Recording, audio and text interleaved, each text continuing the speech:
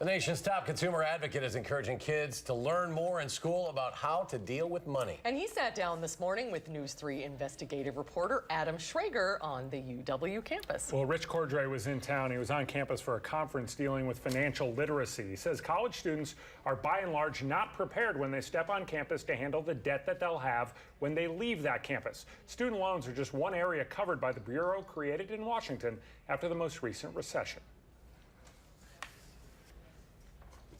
So the Consumer Financial Protection Bureau was set up to protect people in the area of household credit and household finance. So we're talking mortgages, credit cards, student loans, auto loans, bank accounts, debt collection, credit reporting, a broad range of things. Our job is both to protect consumers in those marketplaces, make sure those marketplaces work, and to empower consumers so they can look out for themselves. You talk about empowering people, and it's an interesting concept. Expand on that a little bit. I mean, the information for people right now is out there, right? It's a participatory system. Yeah, it is out there sort of in bits and pieces. So what I would say is, you know, America has organized ourselves, stroke of genius for us in our government and our society, as a free market economy where there's a tremendous amount of personal responsibility each of us bears for our own participation in that economy.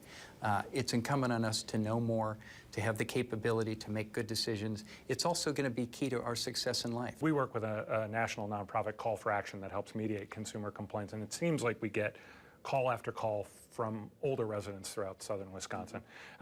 Are you seeing is there a particular concern to that demographic right now in light of the fact that that age group is going to be growing so exponentially here pretty soon? It's important for us to recognize the vulnerability there.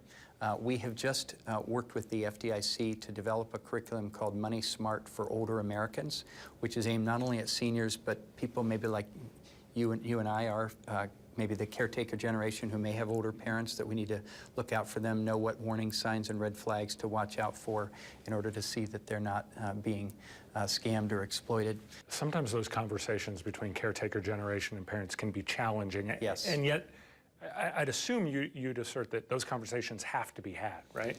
You know, it's sort of payback, isn't it? When we were younger, parents had to have difficult conversations with us about sexual education or about financial education, and I hope that they're doing that. As they get older, we have to have hard conversations with them about when it may be time to give up the car keys, or making sure that some new friend who seems to be paying attention to them may or may not be someone who's got their self-interest in mind, and being hard-headed about decisions, and recognizing that as people often get older and maybe frailer, that we may need to step in.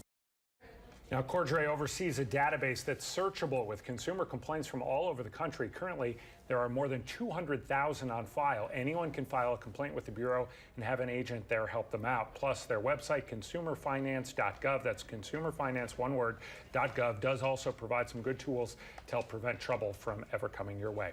Our Call for Action volunteers are also working to help solve consumer problems. You can let us know the issues that you're having at any time by going to our website, channel3000.com, or by calling 608-270-2833. The volunteers are here in person to answer the phones from 11 to 1 Mondays, Wednesdays, and Fridays. That dealing with debt is such a big issue. And identity theft, too. Unbelievable. Huge Adam, problem. thanks. Good stuff. Interesting. Thanks, Adam. We'll be right back.